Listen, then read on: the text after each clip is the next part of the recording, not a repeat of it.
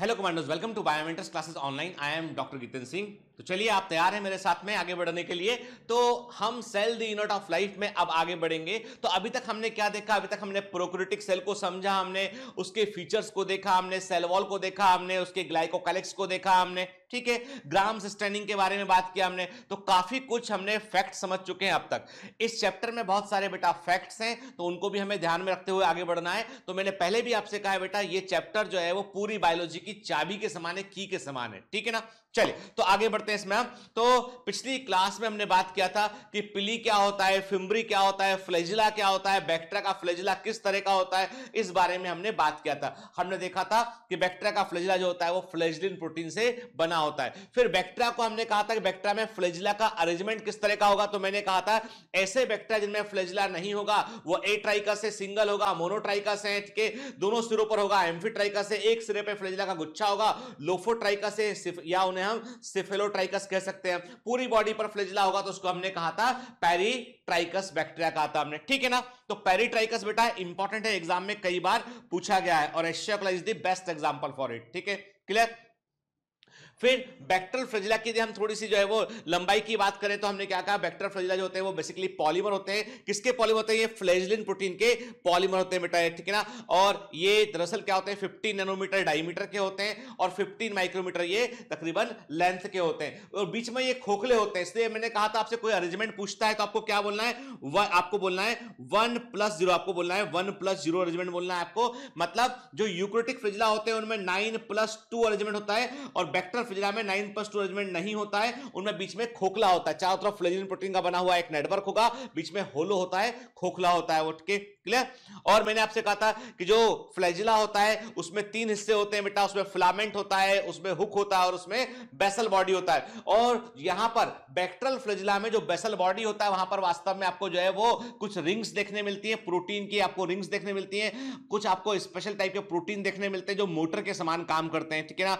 और इनका जो बैक्टीरिया का फ्लैजिला है वो रोटेशन करता है, रोटेटरी मूवमेंट करता है, ठीक है ना, क्लियर। याद है आपको, मैंने आपसे कहा था बेटा जो है वो एल रिंग होती है, पी रिंग होती है, एसएम रिंग होती है, इसमें मोट प्रोटीन होता है, इसके अंदर फ्ली प्रोटीन होता है इसके अंदर, ठीक है ना। और मैंने आपको यह भी बताया था कि बैक्टीरिया के फ्लैजिला को चलाने के लिए प्रोटॉन जो है वो इंपॉर्टेंट रोल प्ले करते हैं। मैं रिकॉल करवा रहा हूं, मुझे मालूम है आपको याद है, लेकिन मेरा फर्ज है कि मैं आपको आगे बढ़ने के पहले रिकॉल करा दूं आपको, ठीक है। And this is the eukaryotic flagella. ये जो देख रहे हो बेटा ये क्या है? ये है यूकैरियोटिक फ्लैजिला है, ठीक है ना, ठीक है। डिटेल में भी पढ़ेंगे इसको हम। यूकैरियोटिक फ्लैजिला है, इसमें आपको 9+2 अरेंजमेंट देखने मिलता है। 9 डुप्लेट फाइबर हैं जो कि बने होते हैं माइक्रोट्यूब्यूल के, और माइक्रोट्यूब्यूल बना होता है ट्यूबुलिन प्रोटीन से। तो बैक्टीरिया का फ्लैजिला होता है फ्लैजिलिन प्रोटीन से बना हुआ और यूकैरियोटिक फ्लैजिला होता है ट्यूबुलिन प्रोटीन से बना हुआ, और इसमें हमको 9+2 अरेंजमेंट देखने मिलता है, ठीक है। और इस फ्लैजिला का जो बेसल बॉडी होता है वो बेसल बॉडी बना होता है सेंट्रियोल से। किससे बना होता है? सेंट्रियोल से बेसल बॉडी बना होता है, याद रखिएगा, ठीक है, क्लियर। फिर मैंने आपसे कहा था कि पिली और फिम्बरी में भी मामूली फर्क होता है। जो फिम्बरी होते हैं ब्रिसल के समान होते हैं, बारीक बारीक होते हैं, बड़ी संख्या में होते हैं और सरफेस से अटैचमेंट में वो रोल प्ले करते हैं कि कोई जगह पे बैक्टीरिया को चिपकना होता है, उसमें इंपॉर्टेंट रोल प्ले करते हैं। जबकि पिली जो होते हैं वो लंबे होते हैं एज कंपेयर टू फिम्बरी, और ये एकल या कुछ संख्या में हो सकते हैं, और ये बैक्टीरिया में सेक्सुअल रिप्रोडक्शन के समय कॉन्जुगेशन में ये हेल्प करते हैं, ठीक है, क्लियर। तो मैंने आपको बताया था बेटा पिली और फिम्बरी के बीच में हमने डिफरेंस को देखा था। तो बैक्टीरिया में जो सेक्स ऑर्गन है वो उसका सेक्स पिली होता है, और सेक्स पिली जो है वो हमको मेल बैक्टीरिया के अंदर देखने मिलता है। और मेल बैक्टीरिया वो होता है जिसके पास में एफ प्लाज्मिड होता है। दिमाग में रखना है इस बात को, जब बैक्टीरियोलॉजी पढ़ेंगे तब बात करेंगे उस पर हम, ठीक है। फिर हमने बात किया था राइबोसोम के ऊपर कि प्रोकैरियोटिक राइबोसोम में भी क्या होता है बेटा, 2 अनइक्वल, मैंने आपसे कहा 2 अनइक्वल यूनिट होती है, एक बड़ी यूनिट एक छोटी यूनिट होती है। बड़ी यूनिट होती है 50s की, छोटी होती है 30s की, और कंप्लीट राइबोसोम होता है 70s का, याद है ना, ठीक है। और राइबोसोम का काम क्या होता है? वो एमआरएनए की इंफॉर्मेशन को पढ़ता है और प्रोटीन का निर्माण करता है, ठीक है ना। फिर हमने देखा था कि यूकैरियोटिक और प्रोकैरियोटिक राइबोसोम में फर्क क्या है, इस बारे में ही बात किया था। तो मैंने बताया था कि राइबोसोम क्या होते हैं, ribosome ribo nucleo protein particle होते हैं, आरएनए से बने होते हैं, और जो आरएनए राइबोसोम में होता है उसे बोलते हैं हम राइबोसोमल आरएनए कहते हैं। और साथ में इसमें प्रोटीन होता है, ठीक है ना। तो हमने कहा था कि जो 50S सब यूनिट है उसमें दो तरह के राइबोसोमल आरएनए 23S और 5S, ठीक है। जो 30S सब यूनिट उसमें केवल एक तरह का राइबोसोमल आरएनए होता है 16S। याद रखना बेटा, ये मॉलिक्यूलर बेसिस ऑफ इनहेरिटेंस में भी काम आएगा, बायोमोलिक्यूल्स में भी काम आएगा। ये बड़ा इंपॉर्टेंट इंफॉर्मेशन है, याद रखिएगा, ठीक है ना। मैं आपको यहां बता रहा हूं पर ये काम का इंफॉर्मेशन, ठीक है। फिर यूकैरियोटिक राइबोसोम के भी दो हिस्से होते हैं, 80S राइबोसोम होता है, एक हिस्सा होता है इसका 60S, दूसरा होता है 40S के। 60S जो हिस्सा होता है उसमें तीन तरह के राइबोसोमल आरएनए होते हैं, 5S, 28S और 5.8S, ठीक है ना, क्लियर। और जो 40S सब यूनिट है वो उसमें एक ही राइबोसोम आरएनए होता है 18S। मतलब प्रोकैरियोटिक और यूकैरियोटिक राइबोसोम के बीच में कौन सा राइबोसोमल आरएनए कॉमन होता है, तो हम कहते हैं कि प्रोकैरियोटिक और यूकैरियोटिक के बीच में जो 5S राइबोसोमल आरएनए है दोनों के बीच में ये कॉमन होता है, दोनों के बीच में ये कॉमन होता है, दोनों जगह पर हमको ये देखने मिलता है, ठीक है। इतनी डिटेल इंफॉर्मेशन बेटा याद रखनी पड़ेगी आपको इस चैप्टर में, ठीक है ना। फिर मैंने आपसे कहा था कि प्रोकैरियोटिक के अंदर क्या होता है, एक अकेला एमआरएनए पर कई सारे राइबोसोम अटैच आते हैं, बीट्स ऑन स्ट्रिंग, धागे पर मोती के समान स्ट्रक्चर देखने मिलता है, जिसको हम बोलते हैं पॉलीसोम कहते हैं, इसको हम पॉलीसोम कहते हैं, जो कि प्रोटीन सिंथेसिस को बतलाता है, जो कि ये बतलाता है कि बैक्टीरिया के अंदर प्रोटीन सिंथेसिस चल रहा है, ठीक है ना। तो एक एमआरएनए पर जब कई सारे राइबोसोम जुड़ जाते हैं तो उसको हम पॉलीसोम कहते हैं, क्लियर, ठीक है। यहां तक तो हम पढ़ चुके थे, तो पिछले 5-6 मिनट में हमने क्या किया, रिवाइज कर लिया एक बार उसको हमने। अब आगे बात करते हैं, ध्यान से बात सुनना बेटा के। प्रोकैरियोटिक जो है, जो बैक्टीरिया है वो प्रोकैरियोटिक है, ठीक है ना। तो प्रोकैरियोटिक सेल की बात करें हम या बैक्टीरिया की बात करें हम, तो उनमें जो साइटोप्लाज्म होता है वो स्टैटिक होता है, ठीक है। साइटोप्लाज्म के अंदर हमको मूवमेंट्स देखने नहीं मिलते हैं, ठीक है। मतलब साइटोप्लाज्म के अंदर मूवमेंट देखने नहीं मिलते हैं, देखने नहीं मिलते हैं इसका मतलब कहीं देखने मिलते होंगे। तो जाहिर सी बात है कि यूकैरियोटिक के अंदर क्या होता है बेटा, ध्यान से बात सुनो कि यूकैरियोटिक ऑर्गेनिज्म के अंदर होता है ये है कि उनके साइटोप्लाज्म में प्रोटीन का एक जाल होता है, प्रोटीन के उस जाल को हम बोलते हैं साइटोस्केलेटल बोलते हैं, उसे क्या बोलते हैं, साइटोस्केलेटल बोलते हैं हम, ठीक है। जो प्रोटीन से बना जाल होता है, ये साइटोस्केलेटल आपको यूकैरियोटिक के अंदर देखने मिलेगा, पर प्रोकैरियोटिक के अंदर ये नहीं होता है, ठीक है। और ये जो साइटोस्केलेटल है, माइक्रोट्यूब्यूल, माइक्रोफिलामेंट, इंटरमीडिएट फिलामेंट ऐसे प्रोटीन से बना होता है। आगे पढ़ेंगे हम, बिल्कुल चिंता मत कीजिए, आगे पढ़ेंगे हम के। तो अभी मैं आपको इतना बता दूं कि ये जो जो साइटोस्केलेटल है वो प्रोटीन के जाल से बना होता है, और ये प्रोटीन के जाल जो होते हैं वो जब घूमता है, प्रोटीन जब घूमता है तो पूरा साइटोप्लाज्म घूमता है। तो यूकैरियोटिक के अंदर एक नई चीज भी देखने मिलती है हमको, यूकैरियोटिक के अंदर देखने मिलता है कि उनका साइटोप्लाज्म डायनामिक होता है, मूव करता है, साइटोप्लाज्म लगातार मूव करता रहता है, ठीक है। साइटोप्लाज्म, अब जैसे देखिए आपने फॉर एग्जांपल आपने मिक्सर ग्राइंडर, जो मिक्सी होता है ना घर में, हम मिक्सर ग्राइंडर यूज करते हैं चीजों को पीसने के लिए। तो मिक्सर ग्राइंडर में यदि मान लीजिए आपने पानी भर दिया आपने, या कोई आपने जूस आपको निकालना है, कुछ भर रखा आपने, ठीक है। तो यदि आप मिक्सर ग्राइंडर का ब्लेड निकाल लेंगे और मोटर चालू करेंगे तो कुछ नहीं होगा, क्योंकि ब्लेड नहीं घूमेगा तो सिस्टम पूरा का पूरा चीजें नहीं घूमेंगी। तो आप समझ लीजिए जैसे मिक्सर ग्राइंडर में जो ब्लेड है, जब वो ब्लेड घूमता है तो सब चीजें घूमती हैं, तो बिल्कुल वैसे ही जो है साइटोप्लाज्म के अंदर भी कुछ ब्लेड, जैसे हमने कहा कुछ प्रोटीन का जाल है, जब वो जाल घूमेगा तो पूरा साइटोप्लाज्म घूमेगा। यूकैरियोटिक में होता है, प्रोकैरियोटिक में नहीं होता है। प्रोकैरियोटिक में साइटोस्केलेटल नहीं होता है, प्रोकैरियोटिक में माइक्रोट्यूब्यूल आपको देखने नहीं मिलेंगे, ठीक है। तो हम कहते हैं कि प्रोटोप्लाज्म का मूवमेंट, प्रोटोप्लाज्मिक मूवमेंट जो है वो प्रोकैरियोटिक में नहीं होता, जबकि यूकैरियोटिक में हमको ये देखने मिलता है, ठीक है।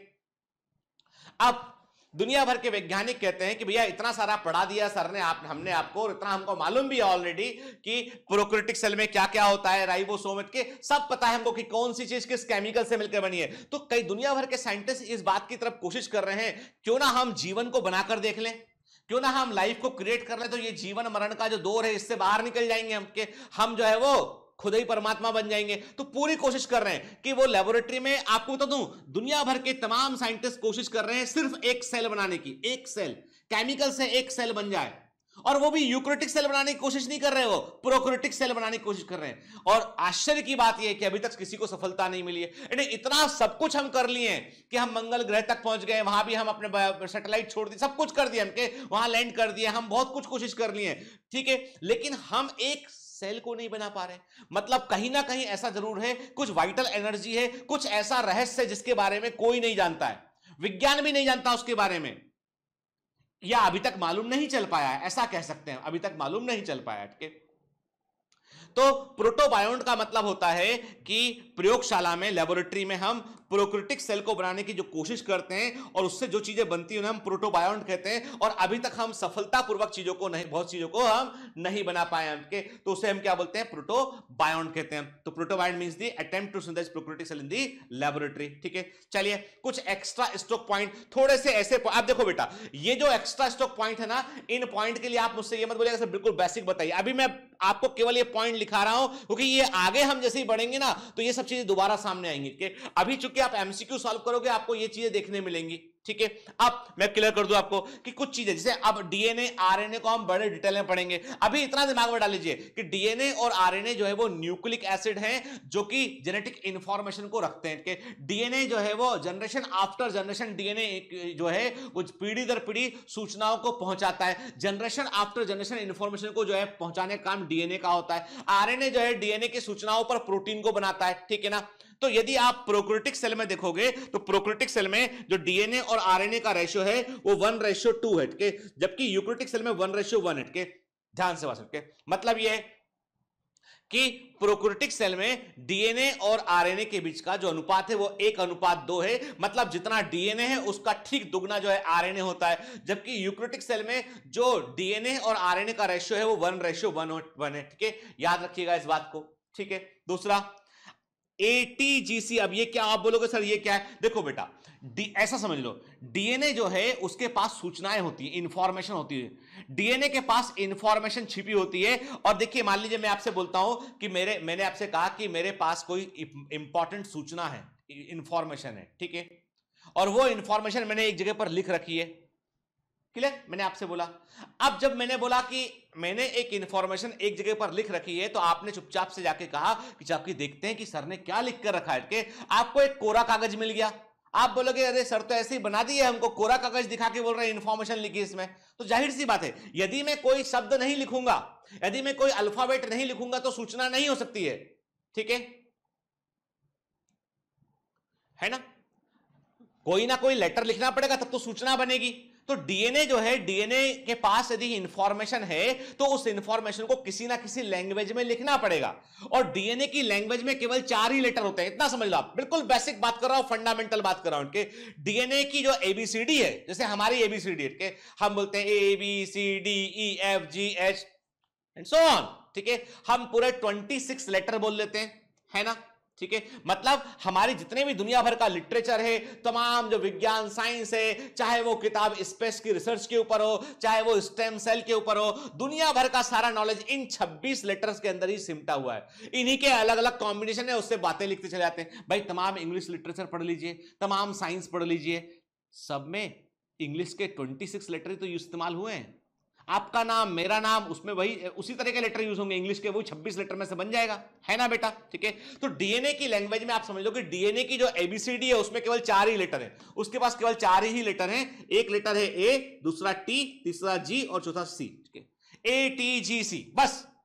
अब ये 4 लेटर क्या होते हैं, किस तरह के होते हैं, ये सब चीजें हम पढ़ेंगे बायोमोलिक्यूल्स में। अभी तो मैंने आपसे इतना कहा कि डीएनए की भाषा में उससे पूछो क्या, ATGC, CTA, ETA, AGC, CGA, CGT, ऐसी भाषा उसकी। और सबसे बड़ी बात है हमने बोला सबसे बड़ी बात है, सबसे में 3 लेटर है, बड़ी में 2 लेटर है, बात में 2 लेटर है, हे में 1 लेटर है।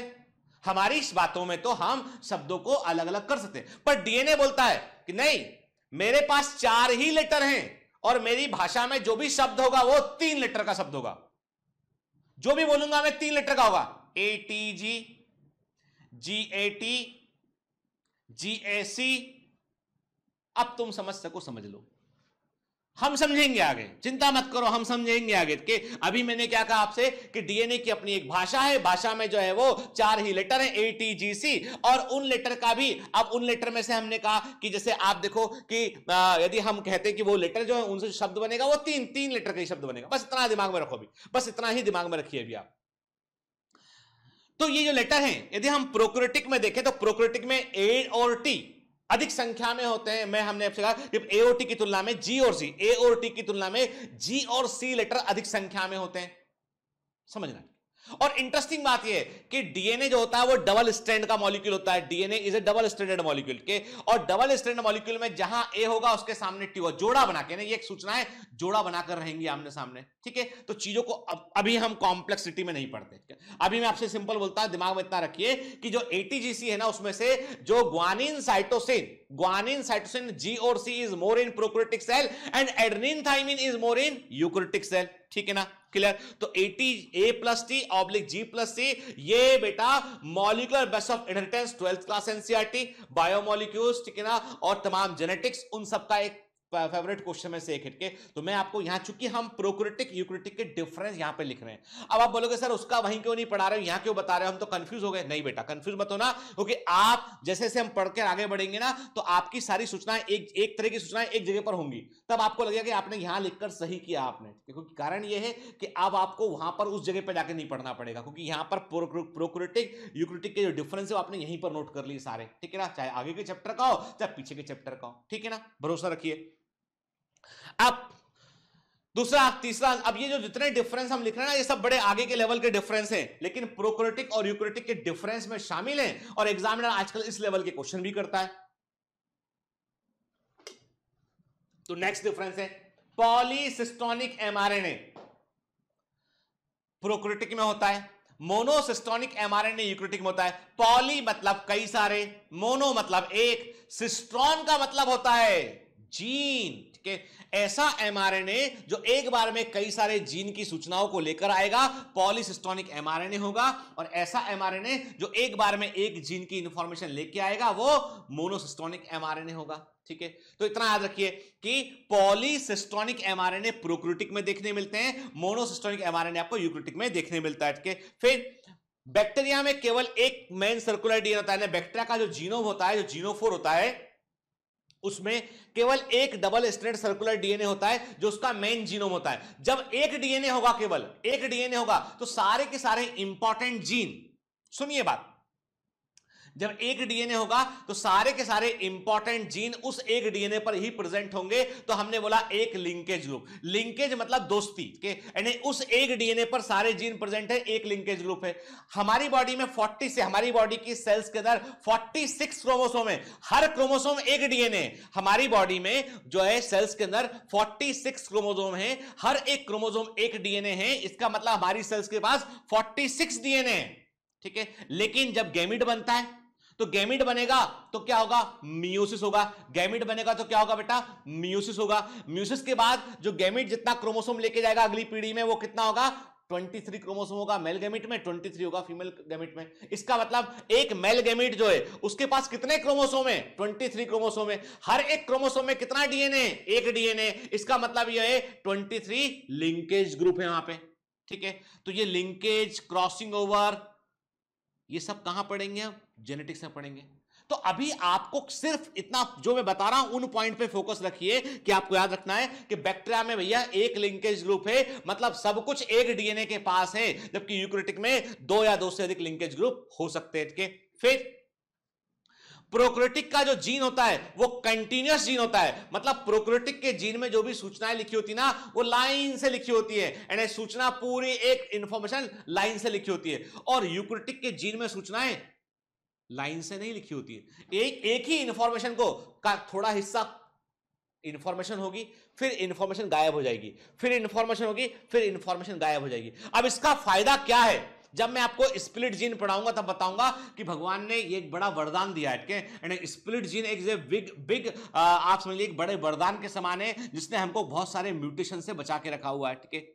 अब इतना सोचिए, बस इतना नोट कर लीजिए इसको, ठीक है। अभी हम बहुत सारा आगे का करेंगे तो हम कंफ्यूज कर जाएंगे आप, तो अभी इतना सोच लीजिए कि प्रोकैरियोटिक का जो जीन है वो कंटीन्यूअस जीन है, लगातार एक जीन में सारी सूचनाएं लिखी हुई हैं, और यूकैरियोटिक का जीन स्प्लिट जीन है, टुकड़ों टुकड़ों में इंफॉर्मेशन है। बस इतना याद रखिए, टुकड़े टुकड़े में इंफॉर्मेशन यूकैरियोटिक में है, और लगातार इंफॉर्मेशन किसमें, प्रोकैरियोटिक में, ठीक है, क्लियर। चलिए अब हम आते हैं यूकैरियोटिक सेल पर। Hello, everyone. My name is Newton. I hope you are enjoying. Sorry to disturb you in between lecture, but it's important to inform you. You should download Biomentors app from Google Play Store. We need your support, so please take subscription. to become an official commando of Biomentors. Bye bye. Continue your lecture. हम बात करते हैं eukaryotic cell के बारे में। देखो बेटा, eukaryotic total 5 kingdom होते हैं। Kingdom Monera, kingdom protista, kingdom Plantae, kingdom fungi, kingdom Animalia. उसमें से 4 किंगडम क्या होते हैं बेटा? प्रोटिस्टा, प्लांटी, एनिमलिया, फंजाई होते हैं, वो यूकैरियोटिक होते हैं। केवल एक प्रोकैरियोटिक किंगडम है, वो है किंगडम मोनेरा के। यूकैरियोटिक सेल में आपको जो है एक्सटेंसिव कंपार्टमेंटलाइजेशन ऑफ साइटोप्लाज्म देखने मिलता है। What is the meaning of this? के यानी मैं आपसे बोलता हूं यदि एक्सटेंसिव कंपार्टमेंटलाइजेशन ऑफ साइटोप्लाज्म बोलता हूं, इसका मतलब है कि साइटोप्लाज्म के अंदर कई सारे membrane bound cell organelle present है और कई सारे ऐसे सेल ऑर्गेनेल प्रेजेंट है जिनके पास अपनी खुद की मेम्ब्रेन है और इसलिए वो अपने आप को एक कमरे या कंपार्टमेंट के रूप में बना लेते हैं। माइटोकॉन्ड्रिया एक कंपार्टमेंट है, गोल्जी कॉम्प्लेक्स एक कंपार्टमेंट है, क्लोरोप्लास्ट एक कंपार्टमेंट है। क्लियर? तो मतलब यह है कि यहां पर हमको मेम्ब्रेन बाउंड सेल ऑर्गेनेल देखने मिलते हैं। वेरी वेरी इंपॉर्टेंट स्टेटमेंट, ठीक है। और एक ऑर्गेनाइज्ड न्यूक्लियस होगा इसके पास में और उसमें न्यूक्लियर इन्वेलप होगा उसमें, और डीएनए में आपको हिस्टोन प्रोटीन देखने मिलेगा। जब डीएनए में हिस्टोन प्रोटीन होगा तो डीएनए प्लस हिस्टोन को मिलाकर हम क्या बोलेंगे बेटा? उसे हम क्रोमेटिन बोलते हैं। और क्रोमेटिन जब कंडेंस होगा तो क्या बनेगा? क्रोमोसोम बनेगा, ठीक है। In addition, eukaryotic cell have a variety of complex locomotory and cytoskeletal structure। मैंने आपसे कहा ना कि यहां पर आपको सीलिया फ्लैजिला देखने मिलेंगे, 9+2 एलिमेंट शो करेंगे। आपको साइटोस्केलेटल देखने मिलेगा जो कि माइक्रोट्यूब्यूल और माइक्रोफिलामेंट से बना होगा। साइटोस्केलेटल माइक्रोट्यूब्यूल और माइक्रोफिलामेंट से बना होता है, प्रोटीन का जाल होता है, ठीक है। जेनेटिक मटेरियल जो है क्रोमोसोम के रूप में ऑर्गेनाइज होगा, मतलब डीएनए में हिस्टोन प्रोटीन होगा। डीएनए हम क्या लिखेंगे? हम बोलेंगे कि यहां पर आपको डीएनए में हिस्टोन प्रोटीन आपको देखने मिलेगा, ठीक है। और उसके मिलने पे क्या बनेगा बेटा? इसे क्रोमेटिन बोलेंगे। और क्रोमेटिन जब कंडेंस होगा तो क्या बनेगा? तब क्रोमोसोम बनेगा, ठीक है। All eukaryotic cell are not identical. सभी यूकैरियोटिक कोशिकाएं एक समान नहीं होती हैं, काफी अंतर देखने मिलता है। प्लांट सेल एनिमल सेल से अलग होती है, एनिमल सेल फंजाई की सेल से अलग होती है। तो आपको बड़े बड़े डिफरेंसेस यहां पर देखने मिलते हैं, ठीक है। तो जैसे मैंने कहा, एनिमल सेल्स में सेंट्रियोल होगा पर क्लोरोप्लास्ट नहीं होगा। प्लांट सेल में सेंट्रियोल नहीं होगा पर क्लोरोप्लास्ट देखने मिलेगा। एनिमल सेल में विलाई और माइक्रोविलाई देखने मिलेंगे। प्लांट सेल में आपको सेंट्रल वैक्यूल देखने मिलेगा, विलाई और माइक्रोविलाई देखने नहीं मिलेगा। प्लांट सेल में प्लाज्मोडेस्माटा देखने मिलेगा, एनिमल सेल में नहीं मिलेगा। याद है शुरू में हमने बात किया था, ठीक है। तो we should note down some differences between plant and animal cell के बीच में अंतर हमको मालूम होना चाहिए, ठीक है। देखिए आपके सामने में जो आपको जो इमेज दिखा रहा हूं, ये इमेज जो है वो बेसिकली किसकी? ये एक एनिमल सेल के। तो एनिमल सेल में देखो बेटा, इसका भी लेवलिंग के इंपॉर्टेंट इमेज, ये भी बेटा एक जो है वो इंपॉर्टेंट इमेज में से एक है, क्या? क्लियर? तो आप देख रहे हैं, आपको ये माइक्रोविलाई दिखाई पड़ रहा है, आपको सेंट्रियोल एनिमल सेल है। मैंने स्टार जो चीजें यहां पर हैं और जो एनिमल सेल में हैं लेकिन प्लांट सेल में नहीं होगी, वहां पे मैंने स्टार लगा के। माइक्रोविलाई प्लांट सेल में नहीं होगा, सेंट्रल प्लांट सेल में नहीं होगा, ठीक है। Lysosome most of the plant cell में आपको देखने नहीं मिलेंगे, केवल कुछ प्लांट सेल में देखने मिलेंगे। मोस्टली लाइसोसोम नहीं होता है प्लांट सेल के अंदर, ठीक है। फिर मैंने क्या कहा? मैंने आपसे कहा कि बाकी सारे जैसे राइबोसोम सब जगह होगा, माइटोकॉन्ड्रिया सब जगह होगा, रफ एंडोप्लाज्म सब जगह होगा, साइटोप्लाज्म होगा, न्यूक्लियस होगा, न्यूक्लियोलस होगा, न्यूक्लियर एनवेलप होगा, स्मूथ ईआर होगा, गोल्जी एपैरेटस, ये सब जगह हमको देखने मिलेगा, ठीक है। तो दीज आर द स्ट्रक्चर जो हमने कहा कि जो आपके मैंने कहा सेंट्रियोल हुआ, आपका लाइसोसोम हुआ, माइक्रोविलाई हुआ, ये एनिमल सेल में है, प्लांट सेल में नहीं होगा। अब प्लांट सेल में आते हैं तो मैंने क्या कहा? प्लांट सेल में आपने कहा, देखिए मैंने कहा कुछ प्लांट सेल में आपको लाइसोसोम देखने नहीं मिलेगा, कुछ में नहीं मिलेगा, ठीक है। देखिए फैक्ट ये है कि most of the plant cell में लाइसोसोम की जगह पर सेंट्रल वैक्यूल काम करता है, सेंट्रल वैक्यूल लाइसोसोम का काम करता है, ठीक है। आगे बात करेंगे, ओके। तो rarely in very few plant cell lysosome are is present. तो दो में से कोई एक ऑप्शन चुनना हो आपको कि क्या प्लांट सेल की कैरेक्टरिस्टिक है, तो यू कैन एक्सक्लूड लाइसोसोम का हटा सकते हो, आपको चुनना होगा तब सेंट्रोल या सेंट्रियोल जो है, सेंट्रोसोम या सेंट्रियोल जो है वो एनिमल सेल में होता है, प्लांट सेल में कभी नहीं होता, ठीक है। लाइसोम में और may not present in plant cell, ठीक है। अब यहां पे मैंने कहा जो सेंट्रल वैक्यूल है, केंद्रीय वैक्यूल होता है बेटा, सेंट्रल वैक्यूल होता है, ये आपको हमेशा ये सेंट्रल वैक्यूल जो है ये हमेशा आपको प्लांट सेल में देखने मिलेगा, एनिमल सेल में ये नहीं होगा आपको, के। सेल वॉल की बात करें, यहां पे हम कहां दिख रहा है हमको? सबसे बाहर हमने कब से कहा जो हमें दिखाई पड़ रहा है ये है सेल वॉल, के। तो सेल वॉल जो है वो प्लांट सेल में होगा, एनिमल सेल में वो नहीं होगा, के। इसके अलावा हम बात करते हैं क्लोरोप्लास्ट की बात करते हैं, तो क्लोरोप्लास्ट जो है वो कहां होगा बेटा? क्लोरोप्लास्ट हमको देखने मिलेगा जो है वो प्लांट सेल में देखने मिलेगा, एनिमल सेल में क्लोरोप्लास्ट नहीं होता है। क्लियर? चलिए, तो एक काम करते हैं, आप दो कॉलम बना लीजिए। अभी हम क्या करते हैं, चीजों को थोड़ा सा समराइज कर रहे हैं हम, ठीक है ना। तो एक कॉलम में प्लांट सेल लिखे, दूसरे में एनिमल सेल लिखे, हम डिफरेंसेस को नोट करेंगे। हमके पहले हम प्लांट सेल में नोट कर लेते हैं। Generally larger than animal cell, सामान्यतः एनिमल सेल की तुलना में बड़ी होती है, यानी प्लांट सेल का साइज बड़ा होता है। Plant cell generally larger than the animal cell, ठीक है। दूसरा, अभी पहले प्लांट सेल का नोट करेंगे बेटा हम, फिर दूसरे कॉलम में हम एनिमल सेल का डिफरेंस नोट करेंगे। Rigid cellulosic cell wall present, plant cell में आपको दृढ़ सेलुलोज से बनी कोशिका भित्ति देखने मिलेगी, ठीक है। फिर लार्ज सेंटर, मैंने कहा फिर लार्ज सेंट्रल वैक्यूल प्रेजेंट, के बड़ा सेंट्रल वैक्यूल हमको, लार्ज सेंट्रल वैक्यूल हमको जो है वो देखने मिलेगा। लार्ज सेंट्रल वैक्यूल प्रेजेंट, हमें बड़ा सेंट्रल वैक्यूल जो है वो देखने मिलेगा हमको यहाँ पे, ठीक है ना, क्लियर। फिर प्लास्टिड्स और क्लोरोप्लास्टिड्स और क्लोरोप्लास्ट आर प्रेजेंट, के प्लास्टिड या क्लोरोप्लास्ट हमको जो है वो देखने मिलेगा। प्लास्टिड्स और क्लोरोप्लास्ट आर प्रेजेंट, ठीक है, क्लियर। फिर centrosome are absent in higher plant cell, higher plant cell में सेंट्रोसोम नहीं होगा। Centrosome are absent in higher plant cell, higher plant cell में सेंट्रोसोम नहीं होगा, ठीक है, क्लियर। लिखा बेटा आपने। अब लिखते हैं हम जो है वो एनिमल सेल में लिखते हैं, सामने वाले कॉलम में। अभी प्लांट सेल में और भी लिखेंगे हम, पहले इस स्लाइड का पूरा कर लेते हैं हम। एनिमल सेल में लिखा हमने usually smaller than plant cell, सामान्यतः प्लांट सेल से आकार में छोटी होती है। आप में से बहुत सारे बच्चों ने जो है सडनली मेरे को जो है वो फोटोग्राफ भेजे अपने स्टडी टेबल के पढ़ते हुए, कि आप पढ़ रहे हैं, आपके सामने लैपटॉप खुला हुआ है, मोबाइल खुला हुआ है, कि आप लिख रहे हैं बुक में। मुझे बहुत खुशी मिली कि आप सब लोग जो है बिल्कुल सीरियसली क्लासरूम समझ के ऑफलाइन क्लासरूम जैसा पढ़ रहे हैं, आप मेहनत कर रहे हैं बेटा। और मैं कह रहा हूं आपसे, आपको जरूर सफलता मिलेगी। दुनिया की कोई ताकत आपको नहीं हरा सकती है। सच्चे मन से, सच्ची ईमानदारी से प्रयास करेंगे तो दुनिया में कोई ताकत आपको नहीं हरा सकती है। तो animal cell usually smaller than the plant cell, के फिर सेल वॉल एब्सेंट होता है, सेल वॉल इसमें नहीं होता है, ठीक है।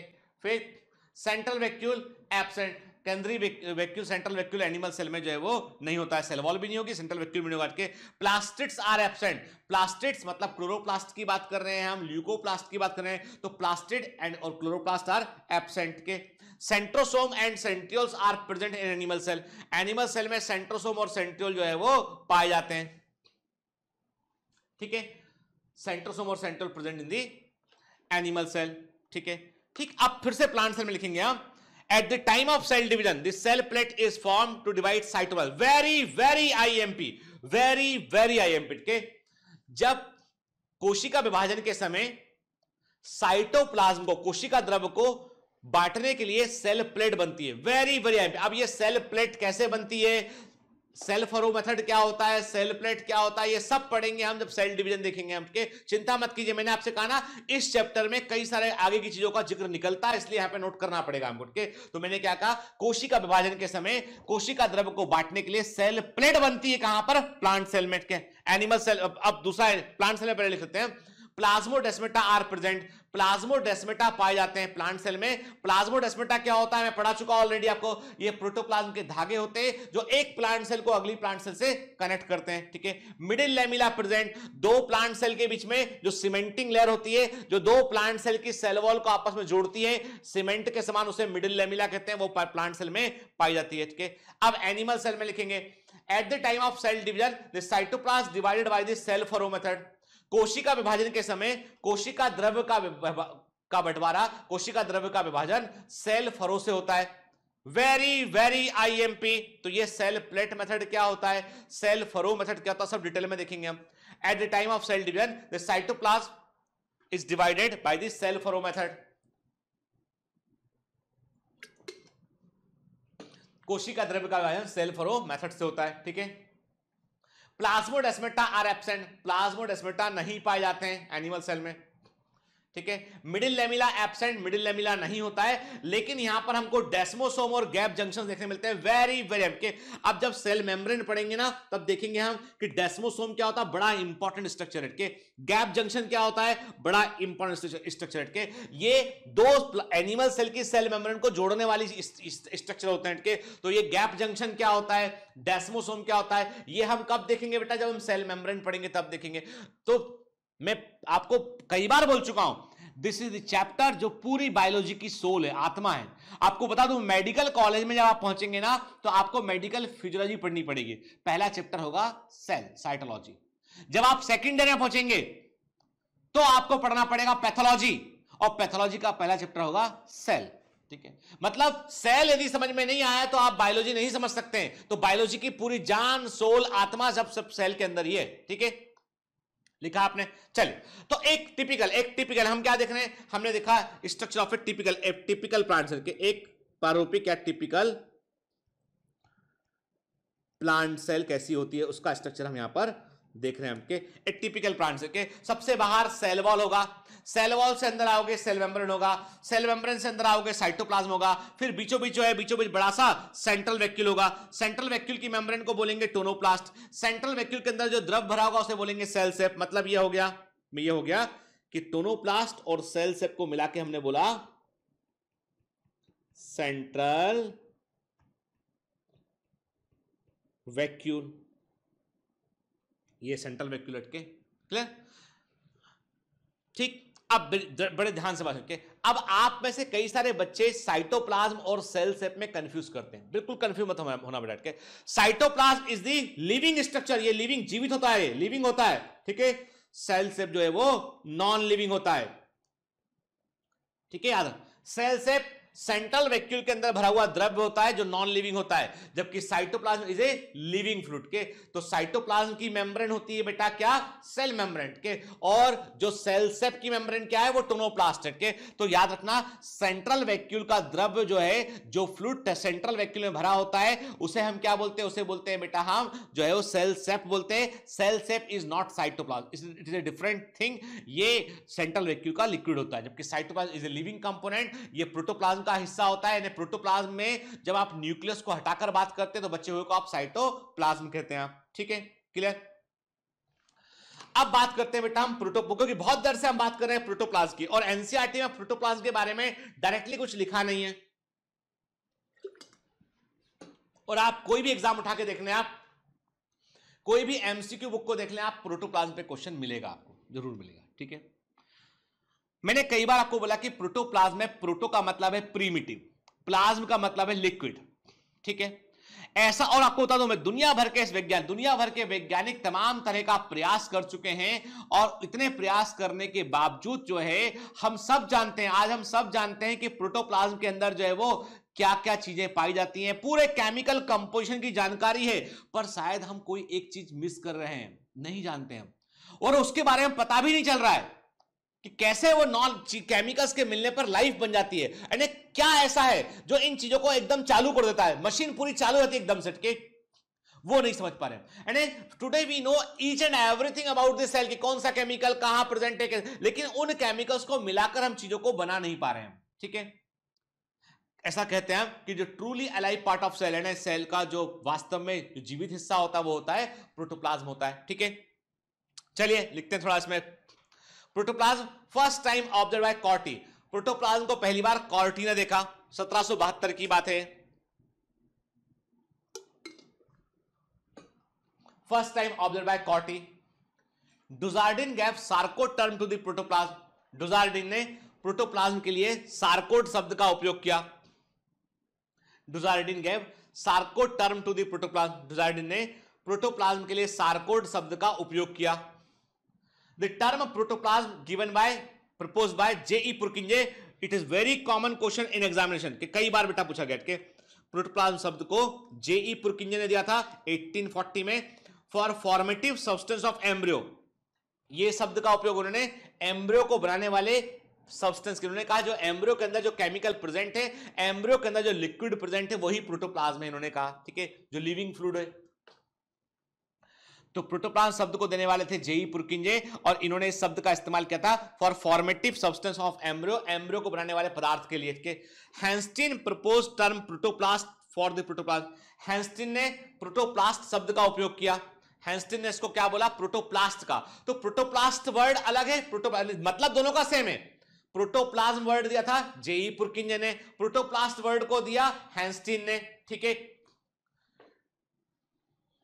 ह्यूगो वॉन मोहल ने पहली बार बतलाया, कि भाई प्रोटोप्लाज्म एक बड़ा इंपॉर्टेंट लिक्विड है, कि he emphasise the importance of protoplasm in the cell division and he applied protoplasm term to the plant cell living content के। ह्यूगो वॉन मोल ने पहली बार यह बतलाया कि प्रोटोप्लाज्म जो है वो एक बड़ा इंपॉर्टेंट पदार्थ होता है कोशिका विभाजन में। मतलब उन्होंने बताया, फर्स्ट टाइम बताया कि जो है कोशिका विभाजन सेल डिवीजन में एक्चुअली में प्रोटोप्लाज्म के अंदर बड़े परिवर्तन देखने मिलते हैं। और इन्होंने पहली बार प्रोटोप्लाज्म शब्द का उपयोग, प्रोटोप्लाज्म टर्म का इस्तेमाल प्लांट सेल लिविंग कंटेंट के लिए किया। क्योंकि देखिए पुरकिंजन ने वर्ड तो दिया, लेकिन पुरकिंजन ने एम्ब्रियो एनिमल सेल का उन्होंने इस्तेमाल किया था यहाँ पे। तो पहली बार प्लांट सेल के लिए प्रोटोप्लाज्म वर्ड का इस्तेमाल ह्यूगो वॉन मोल ने किया। ठीक है ना, क्लियर? देखो बेटा, तो ये क्या है, क्रोनोलॉजी है ये साइंटिस्ट। अब आप बोलोगे सर हम बड़े परेशान है साइंटिस्ट के नाम को लेके, आप पूछ भी लेते हो हमसे, आप डीपीपी में पूछ लेते हो, नोबेल प्राइज कई बार पूछते हैं। देखो बेटा, आप में से कई बच्चों की ये शिकायत हो सकती है कि गीतेंद्र सर जो है वो अपना डीपीएस जब देते हैं तो उसमें कई बार है ना बगैर बताए हमको नोबेल प्राइज भी पूछ लेते हैं। देखो बेटा, मैं चाहता ये हूं कि डीपीएस में जो क्वेश्चन आपको मिले ना उसमें 2-3-4 क्वेश्चन ऐसे होना चाहिए जो आपको एक्स्ट्रा इंफॉर्मेशन प्रोवाइड करते हो। हो सकता है आप मुझसे इस बात को लेके गुस्सा हो जाए, खफा हो जाए आप कि सर आपने पढ़ाया डीपीएस में, आपने जो क्वेश्चन दिए 3 क्वेश्चन ऐसे थे जो आपने बताया ही नहीं हमको, टेस्ट में आपने 2 क्वेश्चन ऐसे दिए जो इसके बारे में आपने बात ही नहीं की हमसे कभी। तो बेटा जब डीपीएस में आ गया तो बात हो गई, जब टेस्ट में आ गया तो भी बात हो गई। मतलब वो 5 क्वेश्चन जो क्लास में नहीं बात हुए थे वो भी कवर हो गए। एक टीचर क्या होता है बेटा, एक टीचर होता है एक कुम्हार की, देखा कभी कुम्हार आपने? एक टीचर कुम्हार के जैसा होता है। कुम्हार का ना घड़ा बनाने वाला होता है, जब वो घड़े को बनाता है ना तो ऊपर से मिट्टी को लेता है वो, ठीक है ना, मिट्टी लेता है, घड़ा बनाने वाली मिट्टी होती है, उसको रखता है चाक के ऊपर, चलाता है उसको उठ के और ऊपर से ठोकता है, अंदर से सपोर्ट देता है। एक शिक्षक भी वैसे होता है कि वो पूरा सपोर्ट देता है अपना, लेकिन ऊपर से ठोकता है आपको, ताकि आपको सही रूप मिल सके, सही आकार में आप आ सके। तो कई बार गुरु डांटता है आपको, आपके कोई भी टीचर की बात करूं, गुरु डांटेगा आपको, आपकी परीक्षा लेगा, आपको कई बार बगैर बताए चीजें पूछेगा आपसे वो, ताकि कल को मेरे बच्चे कोई दूसरा ना हरा सके। जितना हराना है उसको मैं अपने मैदान में चेक कर लूंगा, उसको मैं हम आपस में कुश्ती कर लेंगे, चेक कर लेंगे, लेकिन बाहर वाले को तो हम हरा कर ही आएंगे। समझ गए बात को? इसलिए प्लीज डीपीएस में मैं आपको कई बार क्रोनोलॉजी वाले क्वेश्चन दूंगा, बी प्रिपेयर, कोई बात नहीं, यदि आप उस समय नहीं बना तो सॉल्व कीजिए, याद रखिए उसको, अगली बार फिर उसको रिकॉल कीजिए तो याद हो जाएगा आपको वो, ठीक है ना? आप खुद गौर करना, जितने नोबेल प्राइज मैंने अभी तक आपसे डीपीएस में पूछे हैं ना वो आपको याद हो चुके हैं, जो नहीं पूछे हैं वो कभी याद भी नहीं होंगे। You can not learn the list, पूरी जो लंबी लिस्ट है ना उस पूरी लिस्ट को आप कभी याद ही नहीं कर सकते बेटा, लेकिन एक बार 2 बार क्वेश्चन में आएगा, गलत होगा सही होगा तो बनने लगेगा, ठीक है? I know the psychology, clear? चलिए, तो अभी यहां पर जो क्रोनोलॉजी वो क्या वो है कि प्रोटोप्लाज्म को पहली बार कॉर्टी ने देखा, डुजार्डी ने सार्कोड वर्ड का इस्तेमाल किया, जेई पुरकिंजन ने जो है प्रोटोप्लाज्म वर्ड को दिया, हेंस्टिन ने प्रोटोप्लाज्म वर्ड को दिया, ह्यूगो वॉन मोल ने प्रोटोप्लाज्म के महत्व को बतलाया, ठीक है? यहां पर मैं आपसे एक छोटी सी बात और शेयर करूंगा, ठीक है?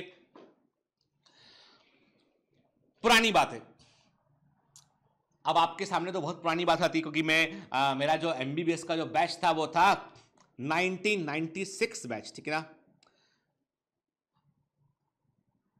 तो मतलब मैं उस समय जब मेडिकल एंट्रेंस, हमारे समय जब हमने एग्जाम दिया था उस समय AIPMT होता था, ऑल इंडिया PMT होता था, MP PMT, स्टेट PMT हुआ करता था, AFMC, M सब अलग अलग होते थे।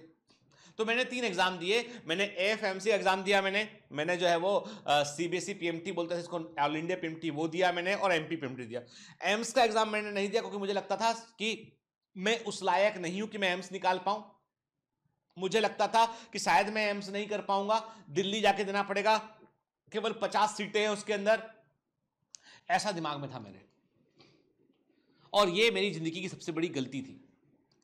जब मैंने अपना एग्जाम दिया और मेरा रिजल्ट आया, I got 7th rank in state PMT, I got 86 rank in all India PMT, I got 7th rank जो है वो रैंक इन AFMC के। अब आप सोचिए कि जब मैं इतना अच्छा जो है वो जो रैंक मैंने स्टेट PMT में, ऑल इंडिया PMT में और जो है वो AFMC में रैंक में लेके आया, और उसके बाद हुआ ये कि नॉट नॉट सर, एएफएमसी मेरा 11th रैंक था, करेक्शन के 11th रैंक था। तो अब वहां पे लेकिन एएफएमसी में चूंकि बॉन्ड था कि आप जैसे एमबीबीएस करेंगे, एमबीबीएस करने के बाद आपको वहां पे सर्व करना पड़ेगा, 5 साल का बॉन्ड था या कुछ वो था, तो बॉन्ड को देख के मैं डर गया, क्योंकि मेरे दिमाग में एक बात क्लियर थी कि एमबीबीएस करने के बाद मुझे आईएएस बनना है। मैं शुरू से क्लियर था इस बात को लेके। एक्चुअली मैं उस जमाने में अपने फादर से बोलता भी था कि मुझे एमबीबीएस नहीं करना है, मुझे ग्रेजुएशन करके जो है आईएएस, लेकिन मेरे फादर मुझे बोला करते नहीं तुम अच्छे हो, तुम कर सकते हो एमबीबीएस, तो मैंने एमबीबीएस करके, ठीक, वो एक अलग मुद्दा है। लेकिन यह है कि हाँ, मतलब मेहनत किया। उस जब रिजल्ट आया तब मुझे लगा पहली बार कि यार एम्स देते, क्योंकि मेरे कुछ दोस्त थे जो मेरे साथ सिलेक्ट हुए थे, वो एम्स भी निकाल लिए थे। तो इसका मतलब ये हुआ कि गलती तो कर बेटा, मतलब कई बार क्या होता है अंडर कॉन्फिडेंट होना भी आपको जो है वो जो मिल सकता था ना वो भी नहीं मिल पाता कई बार अंडर कॉन्फिडेंट होने के कारण। चलिए अब वो तो दूसरी कहानी हुई। तो मैं यहां पे अपना गाना गाने नहीं आया आपके लिए के, मैं आपको एक छोटी सी कहानी बताऊंगा कि जब मैंने फिर फाइनली डिसाइड किया मैंने कि मुझे ऐसा मेडिकल कॉलेज लेना है जो मेरे घर के पास हो, ठीक है, क्योंकि मेरे दिमाग में था कि भाई कोई मतलब का नहीं है कि आप जो है वो ऑल इंडिया पेमेंट से आप इधर चले जाएं उधर चले जाएं। मेरे को मेरा फंडा क्लियर था कि मुझे ठीक गवर्नमेंट कॉलेज से, अच्छे कॉलेज से एमबीबीएस करना है, देन मुझे यूपीएससी के लिए पढ़ना है, ये मेरे दिमाग में तब था, ठीक है।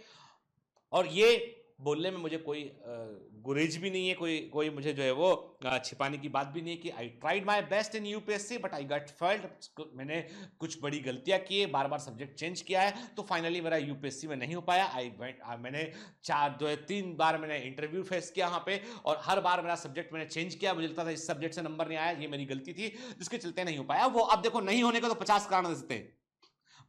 My wife got selected in first attempt, कि वो एक बार में सिलेक्ट हो गई, ठीक है। तो अब हुआ ये कि जब मैं एमबीबीएस के लिए मैंने एडमिशन लिया, कहां पर, जीएमसी भोपाल में एडमिशन लिया मैंने, ठीक है। अब जीएमसी भोपाल में जब मैं पहुंचा फर्स्ट ईयर में, तो मैंने, अब घर वाले भी सोचते भाई बच्चा डॉक्टर बन गया जा रहा है, तो हम लोग क्या करते थे, ट्रेन से अप डाउन करते थे, वहां जाते थे कॉलेज में, क्योंकि वहां शुरू में हॉस्टल नहीं मिलता है। तो विदिशा से भोपाल जाते थे, कॉलेज में बैठे अपना अटेंड की क्लास रोड के शाम रात को, तो बड़ा हैक्टिक शेड्यूल था। मैंने घर आके मम्मी को बताया कि भाई आज तो हमने जो है डिसेक्शन किया हुआ ह्यूमन बॉडी कैडेवर पे, और जीएमसी में जो है उस जमाने में जो आप समझ लीजिए कि 8 बच्चों का ग्रुप था और हर एक को एक बॉडी मिली हुई थी। अभी क्या हो गया, अभी जो है मेडिकल कॉलेज बढ़ गए हैं, थोड़ा सा कुछ नॉर्म बदल गए हैं, तो अभी जो है वो कैडेवर एक या 2 कैडेवर ही जो है वो अवेलेबल होता है कॉलेजेस के अंदर, ठीक है। हमारे समय में, उस समय में जो है हमारे पास में जो है हर टेबल पर एक कैडेवर प्रेजेंट है। कैडेवर मतलब होता है डेड बॉडी के, ह्यूमन डेड बॉडी, तो वो एक्चुअल असली डेड बॉडी होती है, लावारिस होती है, पुलिस का पूरा वेरिफिकेशन होता है, तो वो डेड बॉडी होती है, तो वहां पे जो है वो या तो लावारिस होती है या किसी ने अपनी बॉडी खुद डोनेट की होती है, वो होती है। तो हम लोगों को डिसेक्शन करने का मौका मिला। मैंने घर आके बताया कि मम्मी आप जो है अपर लिम यानी हाथ का डिसेक्शन शुरू हुआ, मैंने आज काट के देखा, अंदर मैंने ये देखा नस निकलती ना, ठीक है। जब 2-3 महीने गुजर गए तो एक बार मैं बताया कि मैंने पूरा बॉडी डिसेक्ट कर चुका हूं, मैंने ये भी देखा है ब्रेन। तो मेरी मदर ने मुझे एक क्वेश्चन किया, उन्होंने मुझे क्वेश्चन किया, मैं हर बार यही किस्सा सुनाता हूं और ये सच्चा किस्सा इसलिए तो सुनाता हूं, कि उन्होंने क्वेश्चन किया कि अच्छा तुमने सब देखा, हमने कहा सब देखा, ब्रेन भी देखा, हार्ट भी देखा, हाँ कैसा होता, मैंने कहा ऐसा ऐसा होता है, अच्छा आत्मा कहां होती है। अब मैंने कहा यार ये कौन सा प्रश्न आ गया। अब वो पूजा पाठ करती हैं, ठीक, पूजा पाठ करती है, भगवान की तमाम चीज, गीता जी पढ़ती हैं, तमाम चीज पढ़ती हैं इनके। तो उन्होंने पूछा आत्मा कहां होती है। मैंने कहा जी तो कहीं लिखा ही नहीं कनिंघम मैन्युअल में, मैंने तमाम किताब पलट के देखी, कहीं है ही नहीं जिक्र, पूरे ह्यूमन एनाटॉमी में कहीं पर जिक्र ही नहीं है कि देयर इज चैप्टर ऑन आत्मा, कि ये आत्मा होती है इस जगह पर, हार्ट के पास में छोटा जगह होता है, वहां पे एक आत्मा जगह होती है, उसमें आत्मा होती है अंदर की। मैं ऐसे टच किया, अरे कहां टच कर रहा है भाई, मैं आत्मा हूं। मैंने कहा नहीं, आत्मा नहीं होती। मम्मी ने कहा नहीं ऐसा हो ही नहीं सकता, क्योंकि यदि आत्मा नहीं होती तो व्यक्ति जो है, जो मर गया है, उस व्यक्ति को चालू, उसकी सिस्टम को चालू तुम लोग क्यों नहीं कर पाते हो। भाई मान लो एक पेशेंट है, उसका डेथ हो गया है, तो आप उसको ब्लड बदल दो, उसका ट्यूब निकालो, ट्यूब में कुछ डाल दो के, कुछ तो करो। एक बार वंस ए पर्सन गॉन, आप उसको दोबारा कुछ भी कर लीजिए, जिंदा नहीं कर सकते आप। तो कुछ तो ऐसा है जो नहीं मालूम तुमको। मैंने कहा यार बात तो थोड़ी पते की है। मैं सोचा इस बारे में, मैंने बहुत सोचा इस बारे में, और मैंने कहा कि अगले दिन मैंने बोला अच्छा मम्मी एक बात बताओ। हाँ, मैंने कहा ऐसा है कि ये तो अपन जानते हैं आत्मा होती है, आप, हाँ आत्मा होती, तुमको पता है कि कहां लिखा है, किधर होती है आत्मा, दिखाओ हमको देखना है। मैंने कहा अच्छा तब भगवान कहां होता है। भगवान, मैंने कहा कहां होता है बताओ ना, हर जगह होता है। मैंने कहा और अच्छे से बताओ, भगवान कण कण में होता है। तो मैंने कहा यस, यदि कण कण में भगवान होता है, भगवान मतलब परमात्मा है ना, यही, और आत्मा मतलब आम आत्मा, मतलब हम तुम। तो मैंने कहा जैसे कण कण में भगवान होता है ना, वैसे ही कणों से शरीर बना होता है, और उन कणों को हम बोलते हैं सेल्स। तो सेल सेल में आत्मा होती है। What it mean? It means protoplasm is the soul. It is the truly alive part inside the cell के, यानी सेल के अंदर वास्तव में कोई जीवित पदार्थ है। इसके बारे में अभी भी हम सब केमिकल कंपोजिशन जानते हैं, लेकिन उसे क्रिएट नहीं कर सकते। That is the soul inside the cell के, यानी जैसे कण कण में भगवान है, वैसे ही जो है वो सेल सेल में आत्मा है। मतलब protoplasm the truly alive part of the cell. Clear? चलिए, Julius Huxley stated that The protoplasm is the physical basis of life. Julius Huxley ने बताया कि जीव द्रव्य प्रोटोप्लाज्म जीवन का भौतिक आधार है। Very very IMP and very common statement जो एग्जाम में पूछा जाता है। Julius Huxley stated that the protoplasm is the physical basis of life. Julius Huxley ने बताया कि जीव द्रव्य जीवन का भौतिक आधार है। नेक्स्ट पॉइंट लिखेंगे, protoplasm term defined as the material basis of life के, जीव द्रव्य जो है जीवन का पदार्थ, जीवन का पदार्थ है। ठीक है, मतलब लाइफ कैसे दिखाई पड़ती है, it is actually the chemical form के। तो protoplasm is the material basis of life के, जीव द्रव्य जो है जीवन का भौतिक आधार है, भौतिक पदार्थ है, भौतिक आधार है के। Protoplasm refer to the substance of which the cell is made and includes all parts of the cell के।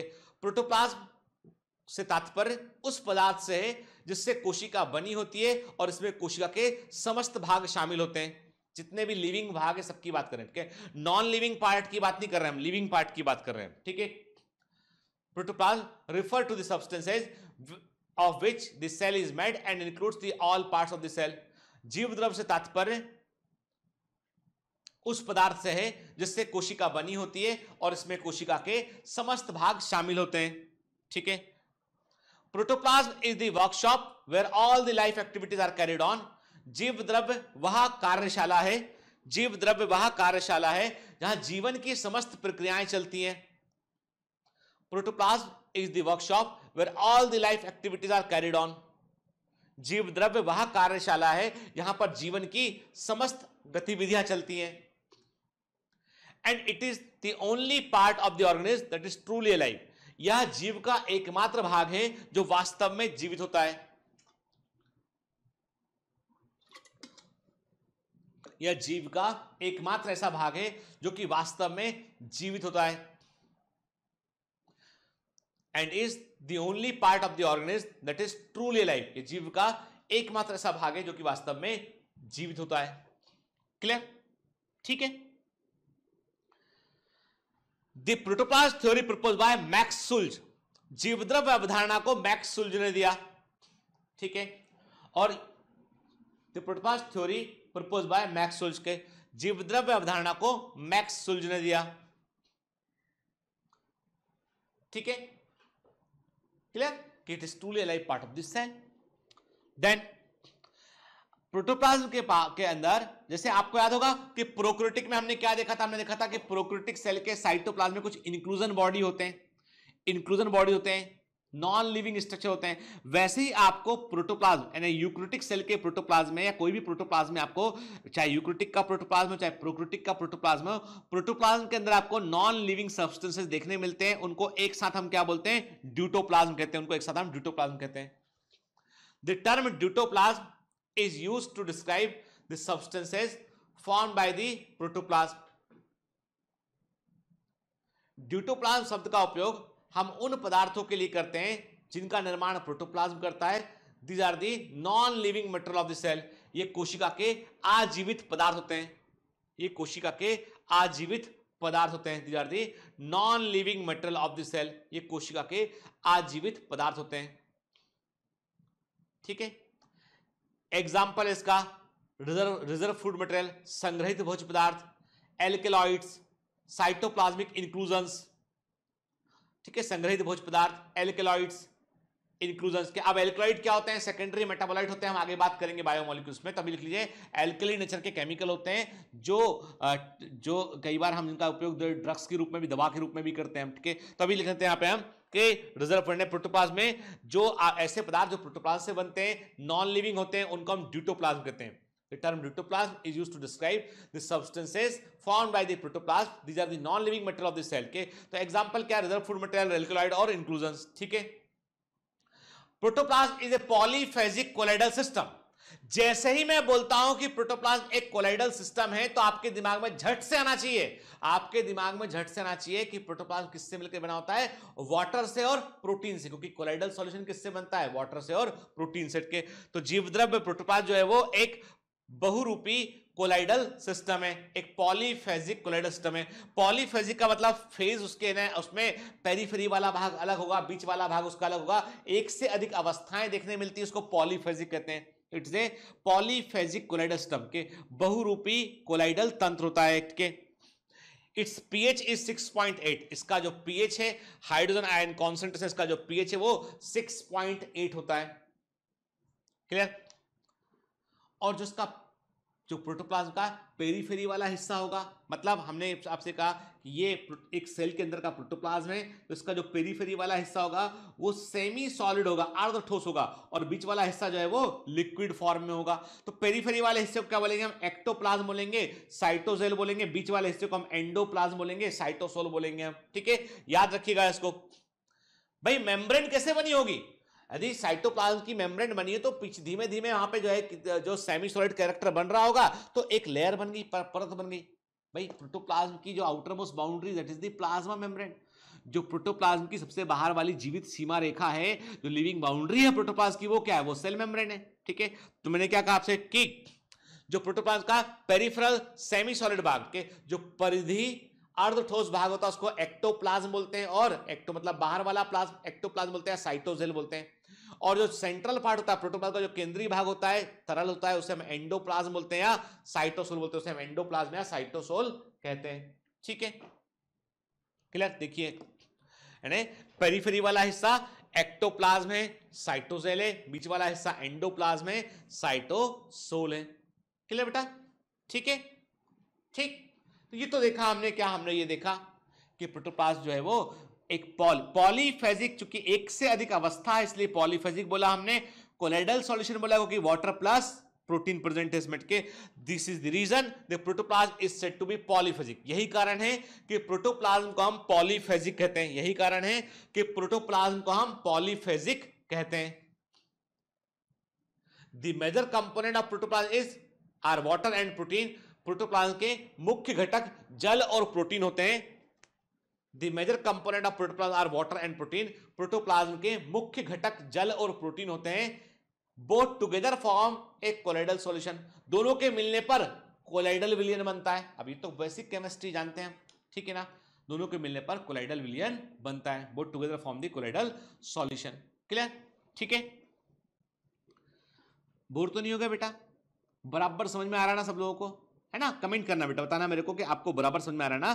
तो क्योंकि देखो ऐसा है कि अभी फिलहाल तो हम जो है, चूंकि आपका फर्स्ट मंथ में आप जुड़े हैं मुझसे, तो स्पीड थोड़ा स्लो है, लेकिन इन फ्यूचर थोड़ा सा स्पीड हमें तेज करना पड़ेगा ताकि कि हमारा कोर्स समय पे पूरा हो, है ना बेटा? ठीक है, तो उसके लिए आपकी रेडियो फ्रिक्वेंसी मेरी फ्रिक्वेंसी से बराबर मैच करना चाहिए, ठीक है बेटा। और खूब देखो, है ना। अब कई बच्चे बोलते हैं सर डीपीएस में क्वेश्चन लगाने, तो मैंने आपसे कहा बहुत फायदा होता है बेटा, क्योंकि हम रोज में 20-40 क्वेश्चन लगाते हैं, 20-40-50 क्वेश्चन के। तो उससे क्या होता है, धीमे धीमे करते करते के आप, जैसे होता ना कि हमारे पास बचपन में छोटी सी में एक गुल्लक हुआ करती थी, उस गुल्लक में आप यदि रोज 10 रुपए डाल रहे हैं, आप रोज 10 रुपए गुल्लक में लाकर डाल रहे हैं, आपके शुरू में लगेगा कि 10 दिन में 100 ही रुपया हुआ, 20 दिन में 200 ही रुपया हुआ, लेकिन 300 दिन में उसमें कितना होगा? 3000 रुपया हो जाएगा, ठीक है, बड़ा अमाउंट हो जाएगा। तो वैसा ही है कि आप जब रोज में 50, जैसे आप फिजिक्स, केमिस्ट्री, बायोलॉजी सब मिला के आप जो है रोज में 100 क्वेश्चन, 150, 125 क्वेश्चन सॉल्व करते हो, रोज 100 क्वेश्चन सॉल्व करते हैं, तो आप मानिए कि 3 को आप जो है 1 महीने में 3000 क्वेश्चन सॉल्व करेंगे, आपके 2500 क्वेश्चन सॉल्व करेंगे, 10 महीने में आपके 25, बड़ा फिगर। ऐसे धीमे धीमे शुरू से बड़ा फिगर रहता है इसमें सब। देखो तो आप देखोगे कि आपने बहुत सारे एमसीक्यू लगा लिए, तो इसको लगातार करते रहना हमको, ठीक है। अभी मेरा क्वेश्चन आपसे ये कि आपको बेटा बराबर समझ में आ रहा है ना आपको, ठीक है। तो हम उसके लिए थोड़ा सा हमको स्पीड अप करना पड़ेगा अपने कोर्स को, है ना, ठीक है। तैयार है ना, आपको सीट बेल्ट लगा के ना। और लेकिन मैं ऐसा कभी नहीं करूंगा कि मैं बेसिक ना लूं, मैं पूरा बेसिक से बताऊंगा बेटा आपको, क्योंकि मुझे मालूम है कि आप में से अधिकांश बच्चे जो है वो यहाँ पर इसलिए कमांडो यहाँ पे इसलिए ताकि उनको चीजों का कॉन्सेप्ट समझ में आए। तो for concept clarity you are here, क्योंकि अदरवाइज किताबों में सब लिखा हुआ है, मैं कुछ नया नहीं बताऊंगा, मैं वही बताऊंगा जो बुक्स के अंदर लिखा हुआ है, ठीक है। मैं वही बताऊंगा जब के कोर्स का हिस्सा है, ठीक है। तो कोई भी जितने टीचर है कोई अलग कुछ नहीं पढ़ाएगा, वो वही पढ़ाएगा, ठीक है। The only difference is कि कोई बेसिक से पढ़ाएगा, कोई ऊपर से पढ़ाएगा, कोई कहीं से पढ़ाएगा, बस आपको अपना फर्क है। दूसरा सबसे बड़ा बात है दिल का तार, जिससे दिल का तार आपका जुड़ गया है वहां सबसे अच्छा ट्रांसमिशन होगा, ठीक है, क्लियर। चलो एक काम करते हैं, दिल के तार जुड़ते हैं और साल भर जमकर मेहनत करते हैं, है ना। तो ऑल दी बेस्ट बेटा, पढ़ते रहो, मेहनत करते रहो।